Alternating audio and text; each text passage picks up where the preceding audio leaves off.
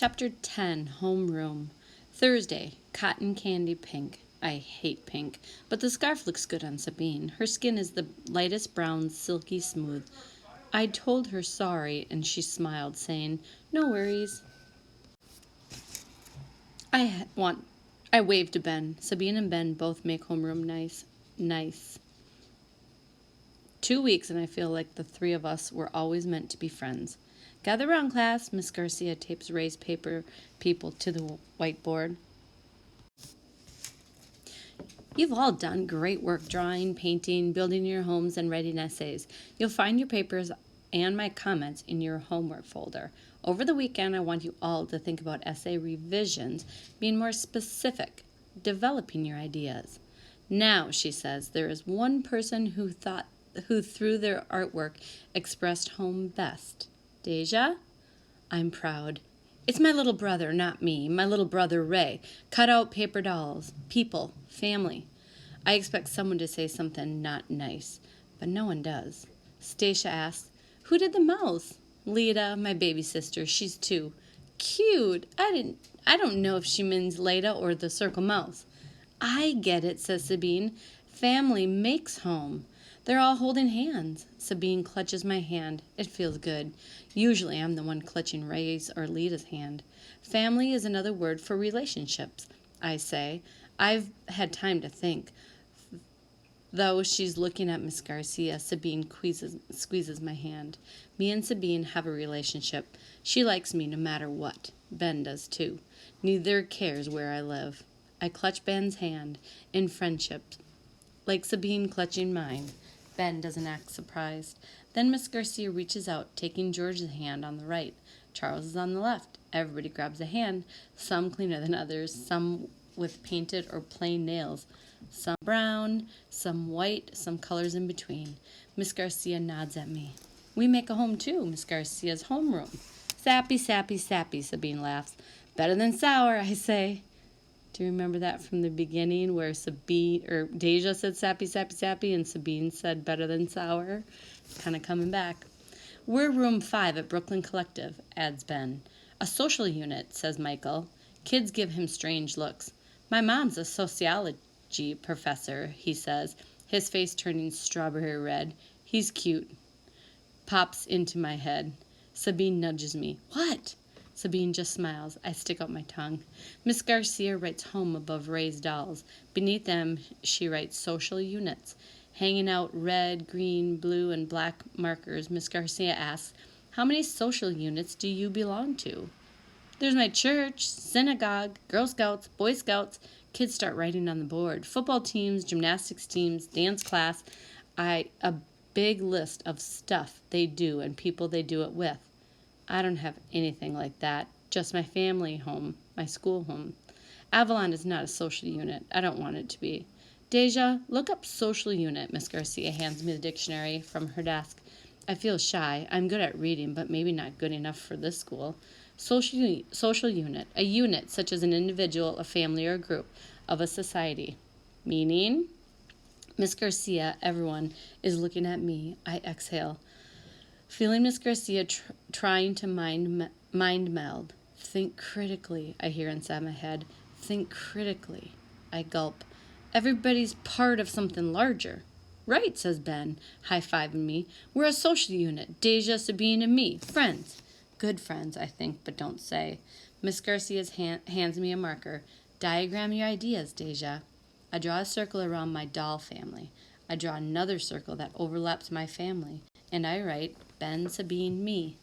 Then another circle overlaps my friends' names, and I write Brooklyn Collective. There's another circle, says Michael.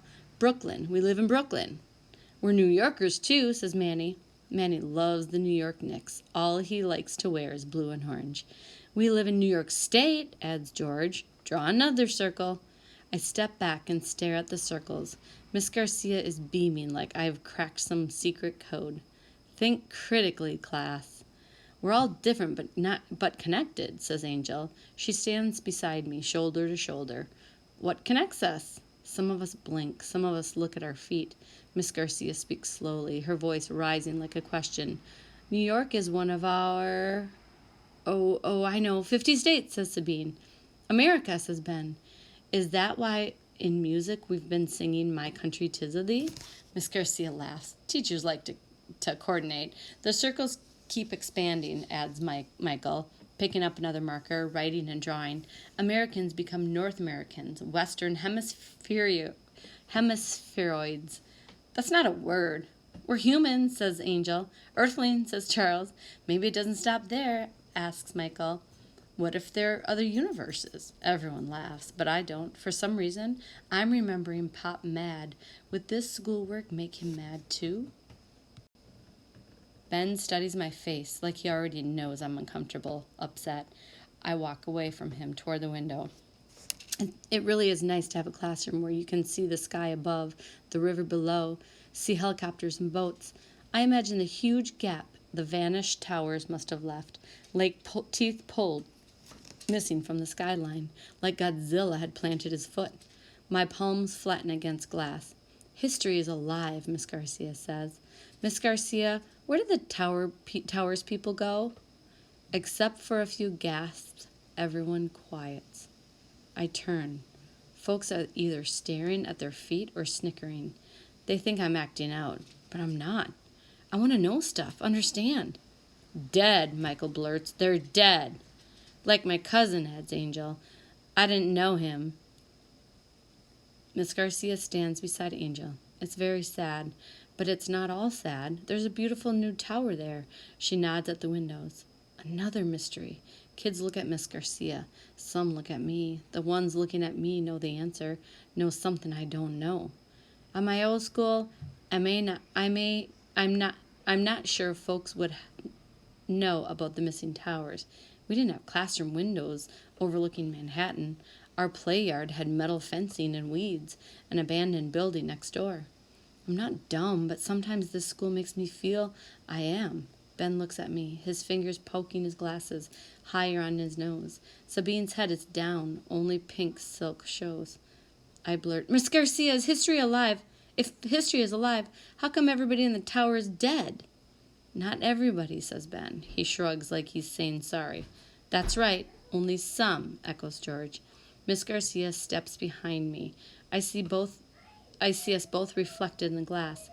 Deja, if home is about relationships, social units existing within larger units, how many do we share as a class? Sounds like a word problem. I hate word problems. Sabine counts circles. Family, friends, classmates, school, city, state, country. 7 circles. How many do we share with the people who used to work in the... Sorry about that. How many do we share with people who used to work in the 2 towers? Ben's cowboy boots click like a girl's heels. Americans, he whispers, turning back toward the board. He picks up a red marker and starts overlapping the outer circle. New Yorkers, too, says Stacia. Ben adjusts and makes a circle overlapping the circles for New Yorkers and Americans. Ben comes and stands beside me. Everyone else is holding back. We're connected to the folks who died in the towers. Even though I wish I wasn't a New Yorker, he mumbles. We're Americans. Miss Garcia, how many people died in the towers? Asks Manny. 2,753, she whispers. The room is quiet except for the wall clock's tick-tock. Groups sounds better, says Angel, not units. Towers people aren't like Lego people, pieces. I agree.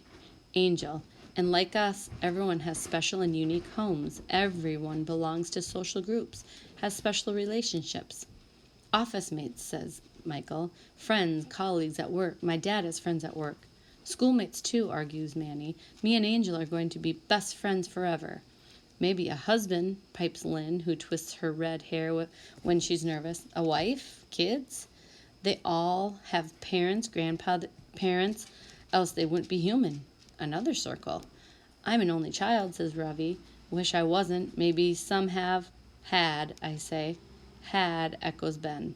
Ravi frowns. Brothers and sisters? Then they'd have had nieces and nephews. Lynn twists her hair. On and on, says Michael, drawing more circles. Everyone has, or had, their relationships. Some overlap. It's sad, says Stacia. One person dies and it ripples outward. Like waves, says Ben. like this, never-ending circles. I still don't understand. How can history be alive? The people in those towers are dead. It happened long ago. Not so long, says Miss Garcia. 15 years. I wasn't even born. I'm sorry they're dead. Honest, but why should I care? Miss Garcia doesn't like my question. Her face is rigid. I'm not trying to be a smart mouth. Why should I care? It happened ages ago. A good question, Deja, says Miss Garcia, her voice trembling. Why should anyone care? Americans, answers Ben. We never stop being Americans. He says it flat, dull, like he's repeating something he's heard before. Sabine slides next to me and Ben. We watch a tugboat pulling a ship, leaves turning orange and brown on the shore, and the sky darkening with rain-filled clouds. School is supposed to teach you about life, not death, I think. I touch my forehead against glass. I want to make my life better. Dead people don't do that. History doesn't put bread on the table or buy clothes. All kinds of stuff happened in the past. Life goes on just fine.